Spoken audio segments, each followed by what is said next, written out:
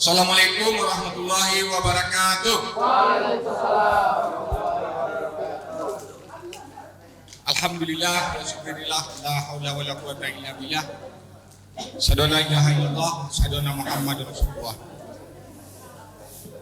Pagi ini sebelum kita menggelar musda, panitia dan presidium bersepakat untuk mengantarkan kegiatan ini dalam bentuk diskusi akademik. Alhamdulillah di tengah-tengah kita bersama sudah hadir narasumber kita Bapak Hasril Caniago.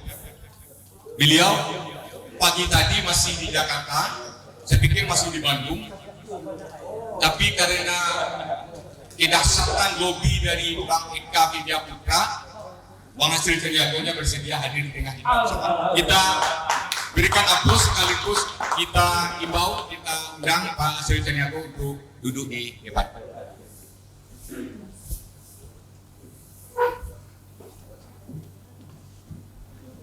Abang-abang, uni-uni, rekan-rekan, adik-adik yang saya hormati, beberapa menit ke depan kita akan mendengarkan paparan dari Pak Hasril Caniago. Ketika beliau memberikan paparan, tidak ada interupsi, Pak. Jadi saya jamin tidak ada interupsi. Walaupun di dalam ini wajah-wajahnya wajah-wajah interupsi semua, tapi saya yakin dan saya pastikan abang aman. Bang Hasril Caniago ini bagi kita bukanlah nama yang asing. Saya tidak akan membacakan profil lengkap beliau karena tidak cukup waktu. Beliau adalah seorang jurnalis senior di Sumatera Barat dan di Indonesia. Biasanya yang mengantarkan diskusi dengan beliau adalah Bang Karni Ilyas. Hari ini terpaksa supir Umar karena perintah dari Bang Eka Widya Putra. Insya Allah, Bang, ini kegiatan kita istimewa. Kalau bersama Bang Karni itu narasumbernya banyak. Hari ini abang narasumber tunggal dan saya pastikan abang aman apapun yang mau disampaikan. Jadi mau kritik kahminya, halminya silakan, Bang. Ini sengaja karena ini harapan kita adalah adanya kritikan dari luar. Bagaimana kami hari ini dan bagaimana sesuai dengan misi dari kami itu sendiri sebagai wadah bagi anggotanya untuk berproses untuk kemaslahatan bangsa ini. Ada 3 item barangkali yang akan kami sampaikan ke abang. Pertama, sesuai dengan tema kita, bagaimana dinamika Minangkabau ini dalam persoalan kebangsaan tentu tidak terlepas dari historis bangsa ini. Jadi Bang Hasril ini, saya sebagai jurnalis agak muda melihat beliau ini pustaka yang berkeliling. Jadi silakan Bang bercerita apa yang terjadi hari ini, tentu tidak terlepas dari masa lalu. Bagaimana bangsa ini di masa kerajaannya, lalu di masa kolonial, lalu setelah kemerdekaan. Karena kami berpikir itulah yang menyebabkan apa yang terjadi pada hari ini. Setelah itu tahap kedua baru kita susun pertanyaan untuk narasi berikutnya. Kami silakan. Bismillahirrahmanirrahim. Assalamualaikum warahmatullahi wabarakatuh. Ada enggak yang lebih tua pada bos kok? Bola 61. Ada. Buya yang digona. Nah, maksudnya tentu kalau ada tentu ambo imbau abang ya. Kalau itu ambo pelin tua berarti ya mau bisa ambo panggil sana saudara saudanya ya. Saudari. Assalamualaikum warahmatullahi wabarakatuh. Ambo sebenarnya berterima kasih ya, terima kasih Eka yang memasuk Ambo.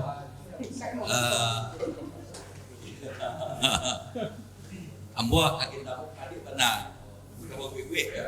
Di Kecil Pade ada nggak siapa-siapa ya. Dia bukan pejabat, tidak dewan, tidak politisi, tidak ya, komisaris, tidak. Pokoknya hanya pribadi ya. Yo. Jadi saya biasanya nggak masalah, saya nggak alergi interupsi, ya, mau dipotong, diprotes nggak apa-apa. Yang hari ini saya pastikan ada. Karena saya itu tumbuh ya dari masyarakat Minangkabau. Kalau menurut Belanda dulu di Belanda itu orang paling merdeka di dunia. Ya.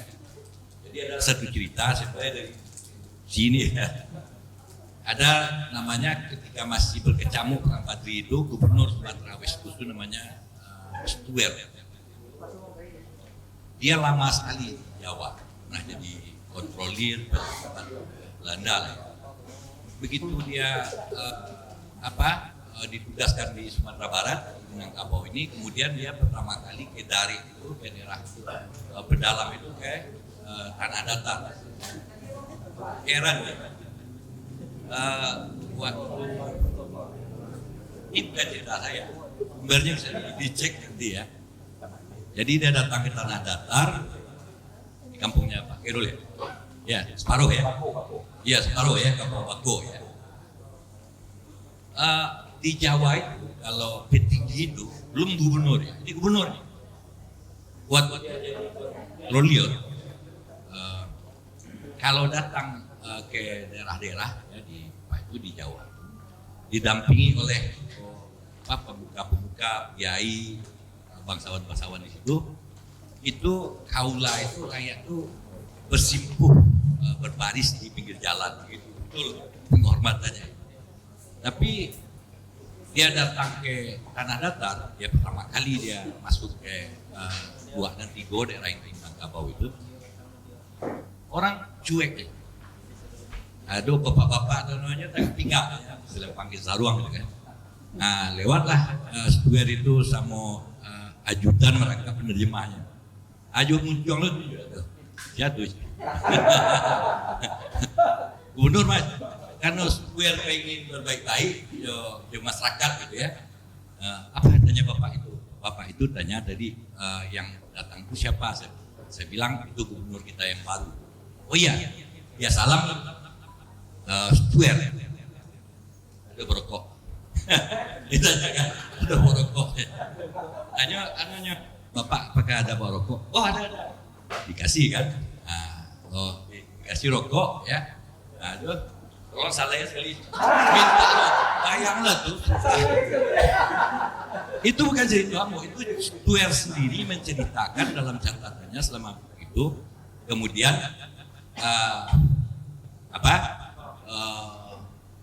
dikutip oleh Rusdi Amran. Kalau bukunya Sumatera West Coast, jadi catatan dia sama Sumatera Barat, di dalam Sumatera Barat Lekar Panjang. Nah, jadi begitu merdekanya orang Minangkabau itu. Jadi itulah Indonesia menurut saya. Ada yang sangat merdeka, ada yang memang dari sononya itu feodal. Gitu ya. Itu Indonesia. Jadi kita tidak bisa mengatakan mana yang lebih baik, mana yang apa gitu. Tapi itulah adanya. Iya kan? Indonesia ini ya. Nah, kalau kita baca misalnya tesisnya Pak Muhtar Naim tentang pola J, pola M kan gitu ya. Ini masyarakat M ini yang paling demokratis ya. Yang J itu paling tidak demokratis ya. Itu tidak datang tiba-tiba begitu saja, tapi karena sejarah bangsa kita ini ya. Nah, kita tahu Jawa itu lama di bawah Hindu ya. Kalau masyarakat Hindu itu kan masyarakat yang punya kasta ya. Nah, Buddha kan tidak.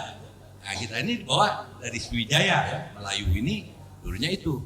Jadi bukan karena orang Minang lebih hebat, orang Jawa lebih hebat, tidak. Tapi sejarah kita dipengaruhi oleh luar gitu ya. Nah, itulah sampai sekarang itu kita seperti itu gitu. Jadi kalau kita bawa ke Jawa cara Minang kaget ya. Tapi kalau orang Jawa datang ke Minang ya, seperti Jawa itu kelihatan lucu gitu kan. Nah, kayak gitu. Nah, Kita tahan dulu Pak.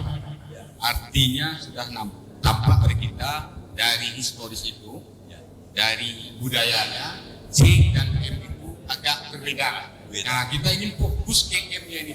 Bagaimana dinamika Minangkabau dalam pusaran gerakan politik kebangsaan. Hari ini, kita bicara hari ini karena kalau kita sit back, itu kan banyak pahlawan-pahlawan, orang-orang hebat yang dari Minangkabau. Nah, hari ini seperti apa kacamata melihatnya? Jadi saya melihat ya, kemarin ini saya diundang untuk bicara berulang tahun Bung Hatta 22 kali. Dia beberapa itu ya, kemudian dari tinggi soal literasi. Saya ini membuat menyebutkan Bung Hatta itu pemimpin miskin.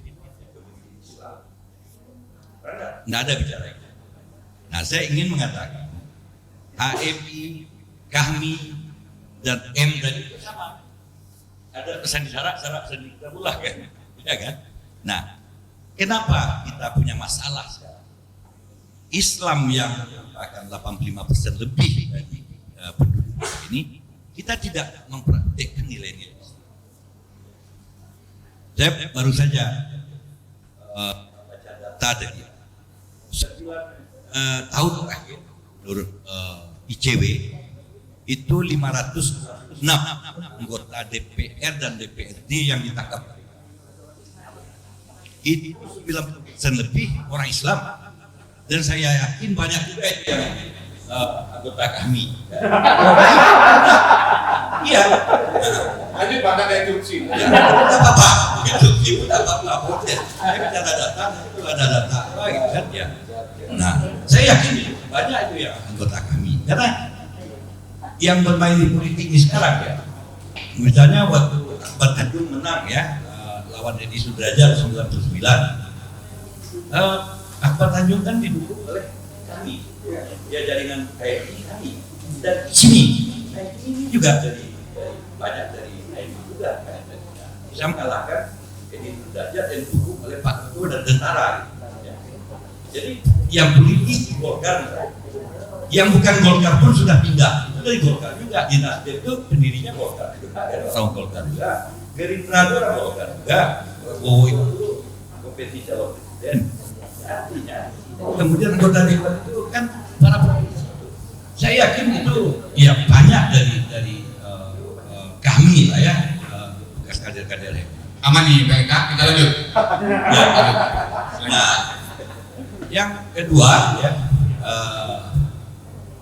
kepala daerah ya, itu 429 sampai 2020 ya, kepala daerah diantaranya 22 itu koruptor ya, artinya udah divonis korupsi ya, yang diproses banyak lagi sekarang, yang sedang diproses ya. Bayangin loh, ada yang bapaknya bupati gubernur dia jadi apa, jadi koruptor, lalu anaknya jadi bupati itu tertangkap lagi korupsinya. Di Riau pernah gubernur itu hat-trick gubernur ya, Pak Saleh Yasin, Rusli Zainal, Atuk, semuanya Islam. Tidak ada itu yang di luar Islam gitu kan. Nah, kalau kita lihat kepala daerah yang korupsi itu juga saya kira ya 90% Islam, proporsional lah dengan jumlah Islam di Indonesia ini. Cuma kenapa kok Islami Mali ya jadi koruptor? Saya ceritakan, karena kita tidak mengamalkan nilai-nilai Islam. Bohong pun biasa aja sekarang, ya kan? Itu alasan salah satunya saya tidak mau masuk politik. Karena saya banyak sekali kenal kawan-kawan sudah biasa aja bohong gitu. Ya, menipu kawan biasa aja gitu kan. Jadi kalau saya masuk ke situ ya saya akan ikut ulas ke situ gitu kan. Kalau tidak kuat tidak kan. Tapi kalau misalnya kuat ya mungkin keluar kita di situ. Jadi kenapa saya katakan di Bung Hatta itu ya M, wakil M salah satunya adalah juga Islam ya. Kalau jejak Islamnya yang faktual beliau itu ulama besar Papua ya. Kemudian beliau itu adalah pendiri, banyak orang tidak tahu, pendiri Universitas Islam Indonesia. Dulu namanya Sekolah Tinggi Islam ya. Itu Bung Hatta, karena itu di di gedung utamanya itu sekarang yang paling besar, salah satu gedung besar gedung UI itu di Kaliurang itu museum dan perpustakaan Muhammad Hatta. Kenapa ada nama Muhammad Hatta? Karena beliau pendirinya. Ya salah satu pendiri, makanya beliau ketua pendirinya, ketua pengurusnya. Nah itu dari segi jejaknya ya. Kemudian ketika sudah kita Bung Hatta itu mau mendirikan Partai Demokrasi Islam Indonesia, ya kan? Nah, PDI ya, cuma tidak disetujui oleh Pak Harto. Nah, Pak Harto menggunakan golongan gaya yang didirikan oleh Bung Karno tahun 66 itu sebagai kendaraan politik, jadi tidak disetujui. Nah, beliau melihat Bung Hatta itu pada akhirnya melihat nilai-nilai Islam inilah yang bisa menyelesaikan masalah Indonesia ini. Ya. Nah, dari segi lain, Bung Hatta itu terkenal ya, jujur, hemat, sederhana, disiplin. Apa itu bukan nilai Islam? Ya. Jadi Bung Hatta itu adalah tokoh pemimpin Islam. Banyak yang surprise ya, termasuk anak-anak Bung Hatta sendiri, Profesor Syedi Boya saya. Anda baru pertama bicara tentang Hatta sebagai dari perspektif ini. Belum pernah, dan bisa bagikan lah kalau menikmati misalnya ada presentasi saya. Nah, Minangkabau adalah ada pesan di salah pesan itu ideologinya Islam ya. HMI juga begitu. HMI kan berkelahi habis-habisan mau terima merubah ke azas tunggal.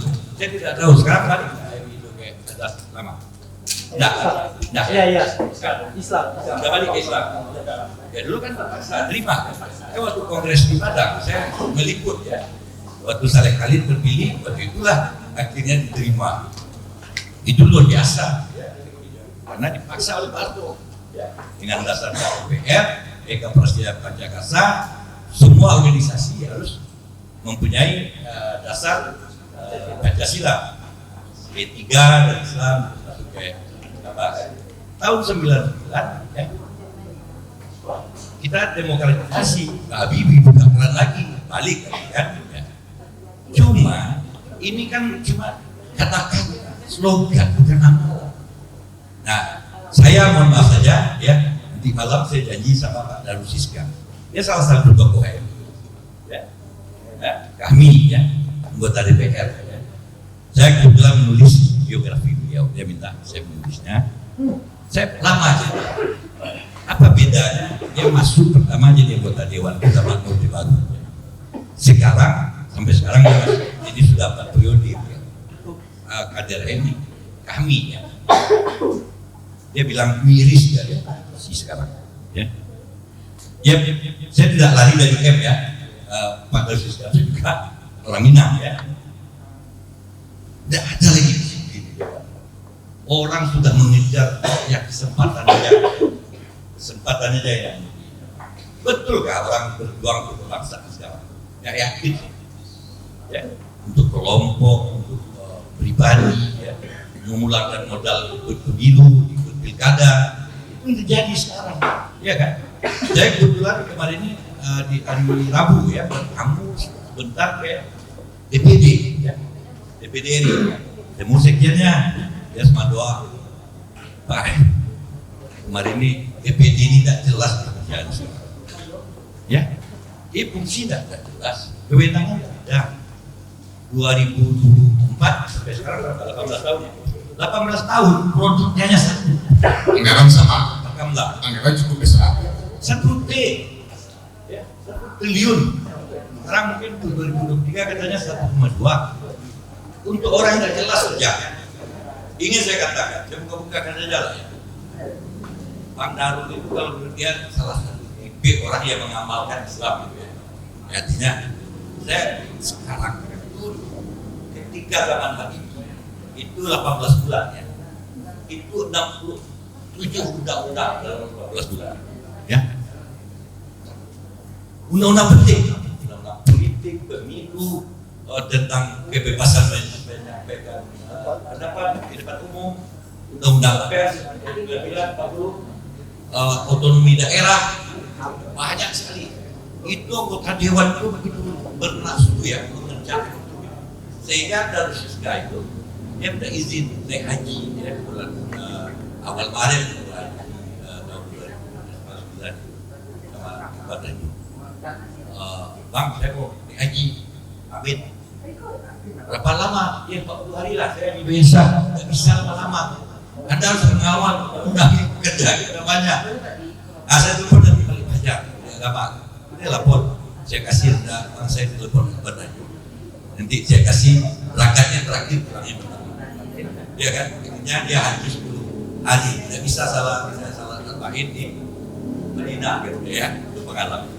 Dulu ya, mungkin jelek zaman itu kata kita ya, bagian orang, tapi semuanya disiplin. DPR itu tempat untuk ya.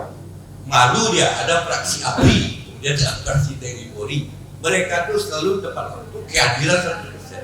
Malu partai-partai lain kan. Sekarang kehadiran itu kadang-kadang di bawah 50%. Tidak ada acaranya. Islam kayak gitu. Ya kan? Apapun rukun di dalam Islam ini, ya, itu selalu kan ujungnya tertib. Rukun salat artinya tertib seluruh. Sekarang kalau tertib, bangsa tidak tertib. Jadi apakah masih ada soal kebangsaan? Belum lagi soal ya hedonisme ya, ada untuk senang-senang hal-hal yang apa gitu, tanpa memikirkan rakyat. Ditahan dulu sebentar. Kalau saya biarkan abang lagi, kita di sini kan latar belakang dan bidangnya macam-macam. Ada akademisi, ada profesional, ya kan, ada juga politisi. Nah kalau bang Laju kan yang politisi itu saya lihat agak endingnya. Tapi khawatir dia masuk dunia politik. Nah, kita ingin melihat mantik kita yang ketiga adalah apa yang harus dilakukan ke depan secara kita berminangkabau. Kita betul-betul berperan dengan baik dalam itu ya Islam, ya Minangkabau Islam. Saya kira mari kita Islam. Cuma harapan kita, saya tidak ada orang lagi yang mengkritisi keadaan kita sekarang. Ya kan? Apakah undang-undang pemilu kita, sistem politik kita sudah benar? Saya sangat berharap hari ini adalah kekuatan yang luar biasa. Kami kekuatan luar biasa. Ya mungkin dari Sumbar ke Barat itu betulkan ke Jakarta. Kenapa kita tidak mengubah, memperbaiki negara ini dari politiknya dulu, tata negaranya, politik, pemilunya. Saya kebetulan saja ada di kontrak ya oleh satu lembaga kajian di Hong Kong. Ya. Malaysia mau pemilu. Ya. Dia minta saya bikin satu analisis 2 kali sebulan. Ya. Untuk lembaga itu. Kalau bayarannya lumayan, nggak ada di Indonesia surat kabar atau lembaga penelitian yang bisa bayar seperti itu gitu kan. Tapi bukan itunya. Setelah 2 bulan lebih, Agustus ya, Agustus, September, Oktober, November, sudah 3 bulan saya kerjakan itu. Begitu simpelnya di sistem demokrasi di Malaysia ya. Bayangkanlah, pemilu baru dibubarkan parlemen tanggal 10 Oktober, ya. Tanggal 19 November nanti sudah pemungutan suara. Tidak ada kita sosialisasi, pasang baliho, calon sementara, calon ini tidak ada. KPU-nya namanya SPR, Suruhanjaya Pilihan Raya, tetapkan jadwal, ada yang protes ya. Hari ini nih batas penyampaian calon ya. Penyampaian calon tanggal 5 ya. Pengundian awal tanggal 15. Di awal itu maksudnya di situ polisi dan tentara juga memilih. Tapi mereka lebih dulu gitu, lebih tidak buka suaranya. Nah, nanti 19 yang pilihan raya umumnya. Biayanya juga murah. Kita ini biaya pemilu kita itu sekarang lebih 100 triliun. Ya. Belum lagi untuk pilkadanya yang serentak ya. Dan waktunya itu setahun lebih tahun kita sudah bicara pemilu kan. energi fokus ke sana. Energi itu benar, orang Cina ada bilang kami tidak mau demokrasi itu. Kalau Indonesia sekali 5 tahun itu habis 200 triliun atau 100 triliun, kalau kami pemilu berarti kami harus menghabiskan 500 triliun. Mendingan kami bikin jalan tol, kami bikin jembatan, kami bikin pelabuhan daripada pemilu. Jadi belum tentu kata orang sistem demokrasi itu terbaik. Ya, demokrasi yang mana? Minangkabau itu juga demokrasi, mufakat. Begitu sulitnya. Di Malaysia itu ya 2 bulan, tidak sampai 2 bulan bisa pemilu selesai. Ya, biasanya mereka pemilu hari ini, pagi ini, malam keluar lagi hasilnya. Ya, kita untuk hasil itu ditetapkan oleh KPU sebulan lagi. Sebulan itu kita otak-atik lagi tuh, suara itu bisa diperjualbelikan. Saya pernah di Panwaslu, Panwas Pilkada Sumatera Barat. Saya tahu praktek kan, bisa pindah-pindahkan suara. Ya, nah, jadi sistem coba lah. Mungkin saya berharap kami ini karena punya potensi yang luar biasa. Berapa banyak intelektualnya, akademisinya, politisinya, ya mau kita mengubah. Sebenarnya mau memberantas korupsi sederhana saja. Satu, pembuktian terbalik, yang kedua undang-undang perpajakan. Ya, nah, coba lah ini kami dan rakyat itu taruhkan ide. Anggota kita banyak di DPR. Kenapa tidak bisa lolos undang-undang pembuktian terbalik? Karena DPR tidak mau. Karena mereka yang akan pertama diperiksa. Iya kan? Tapi ada sistemnya, ya.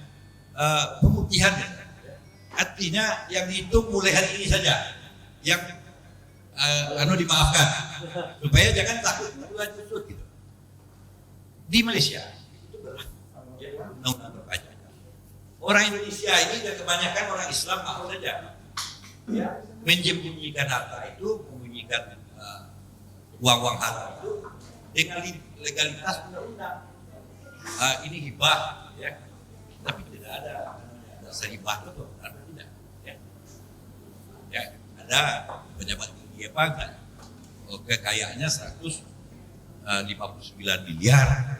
Kalau dihitung gajinya tak makan-makan ya, ya, pendapatannya halalnya 10%-nya pendapatan. Ya. Memberantas korupsi. Saya kira ini saya punya harapan lah kami ini ya. Dan saya orang tidak beruntung, tidak bisa masuk kami karena saya tidak pernah kuliah. Nah, tapi saya punya harapan. Betul, saya pikir ya. Tidak pernah kuliah kan karena nggak mau kuliah. Nah, memang ya ada alasan lah gitu ya. Nah, jadi saya punya harapan barangkali kekuatan yang paling besar di Indonesia sekarang.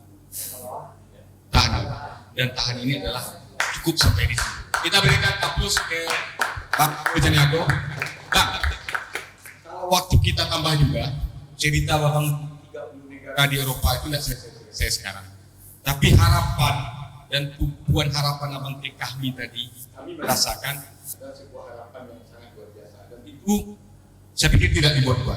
Maka hari ini insya Allah hanya sebagai pemantik diskusi dengan Abang. Mudah-mudahan ke depan ada diskusi-diskusi lanjutan yang akan bisa kita lakukan. Ya, saya kira mungkin saya tambahkan sedikit soal korupsi tadi ya. Kita tentu betapa banyak orang kita tuh belajar di luar ya, studi banding lah ini segala macam dengan uang negara, tapi kok tidak ada hasilnya. Ya. Karena kita tidak punya kemauan. Ya. Kemauan itu tidak ada. Tak mau kita. Ada cara berubah, kita berubah. Saya contohkan di Malaysia ini gampang aja membuktikan uang halal atau tidak. Ya. Kalau hibah di Amerika pun sudah lama berlaku ya. Yang namanya warisan atau hibah itu pajaknya 50%, paruh. Ya. Jadi kalau kita melaporkan kekayaan 3 miliar, 2 miliar hibah, berarti kita harus bayar pajak. Karena separuh yang hak kita cuma kan. Ada nggak itu di pengadilan? Berapa banyak harta penyelenggara negara ya? Apa gunanya? Hanya sekedar data apa? Mestinya kan warisan, tapi undang-undang pajak kita belum mengatur itu. Jadi mungkin kami mendesakkan itu. Pembuktian terbalik, ini harta Anda, ya dari mana dapat? Ya. Saya pernah nonton film dari cerita di Amerika itu saya lupa judulnya, seseorang agen CIA ya, yang bisa, yang masih berlindung dia, ada dia dapat warisan dari seorang janda kaya sudah meninggal, dia bikin hartanya lah ya, tapi tetap dia tidak percaya dia dan apa kasih pajak nih ya. Akhirnya bukti rupanya dia penduduk senjata. Jadi ini dua aja korupsi kita Islam. Ya. Kita ini memang orang mungkin negara yang baru apa ya dapat kesempatan. Semua orang ingin kaya, ingin dapat hasil mudah tanpa bekerja keras. Dan kita tidak mau meneladani tokoh-tokoh kita dulu ya. Muhammad Nasir itu ya jadi Menteri Penerangan itu ditulis oleh Gehit. Inilah saya bertemu menteri yang baju juga umum. Ditambal sebuah baju Pak Nasir itu. Ya. Menteri Penerangan, itu. Nah, tapi karena sederhananya karyawannya itu pegawai itu cinta sama. Pada gaji pegawai itu waktu itu gaji sebulan cukup 3 hari. Tapi mereka lihat menterinya seperti itu, kita iuran lah, dibeliin baju kemeja putih. Kemejanya hanya 2, kemeja putih ya. Satu udah berubah, satu yang masih yang bagus. Nah, dibeliin teman. Nah, hari dia menyerahkan jabatan Perdana Menteri, ya. Dia nyetir sendiri mobil dinasnya, terus sopirnya sepeda, mau bawa sepeda. Serah terima mobil tinggal, ya. Nah, dia bilang naik sepeda bonceng sopirnya. Ada nggak seperti itu? Sekarang pejabat ini saya tahu juga, ya. Wali kota, pejabat berhenti itu masih dikasih sebulan, masih fasilitas mobil. Itu pernah dikembalikan sebulan. Dan itu saya yakin kebanyakan orang Islam dan mungkin banyak juga kami. Ala karena sekali. Artinya inilah masalah bangsa kita ini. Kita kekurangan keteladanan dan aturan-aturan yang kita buat yang Islami. Ini kami ya, buat alumni mahasiswa Islam Indonesia, ya, Pak, mahasiswa Islam. Saya kira kami inilah coba ya, bawa suara dari Minangkabau ini, ya, orang yang merdeka dari bawa ke pusat itu. Saya punya betul-betul ada, tidak bisa lagi kita harapkan dari DPR, dari lembaga-lembaga negara itu bukan ada lagi. Yang bisa kita harapkan kekuatan masyarakat sipil inilah peran kami. Saya sangat berharap kalau menantang siapa saya mengharapkan perubahan dari kami karena kekuatannya paling besar dari alumni organisasi mahasiswa paling besar ya karena Islam gitu ya paling besar. Saya kira itu. Terima kasih. Assalamualaikum warahmatullahi wabarakatuh. Waalaikumsalam warahmatullahi wabarakatuh. Baik Bang Aceh, tadi saya sempat diskusi dengan Pak Rektor, kebetulan kami juga. Pak Rektor, ini di Tamsis ini sudah bisa nggak memberikan anugerah doktor honoris causa-nya? Belum Bang, karena kalau sudah program doktor tiga di sini baru bisa. Tolong cadangkan nanti kalau iya Bang Aceh itu pakai HC di dalamnya. Oke. Bang, terima kasih Bang atas diskusi akademik kita pada hari ini dan tentu ini menjadi catatan bagi kita bersama peserta musda dan seterusnya bagaimana kami ini secara nasional juga suara yang Bang sampaikan tadi tentu bukan suara yang seorang hasil Sandiaga saja, tapi itulah barangkali yang dirasakan oleh masyarakat Sumatera Barat, masyarakat Indonesia pada hari ini. Sekali lagi kami ucapkan terima kasih dan kita beri aplaus untuk Bang Hasil Sandiaga karena keterbatasan waktu sebetulnya Bang. Sebetulnya dijadwalkan 1,5 jam, tapi karena keterbatasan waktu kita akan lanjutkan juga. Kami ucapkan terima kasih sekali lagi dan sebagai moderator saya mohon maaf apabila ada hal yang kurang pas dibuka ruang diskusi Bang. Karena nanti iya waktunya sudah sampai Bang. Masing-masing penanya di 10 menit cukup. Jadi narasumber nanti. Terima kasih saya akhiri. Wabillahi taufiq wal hidayah. Assalamualaikum warahmatullahi wabarakatuh.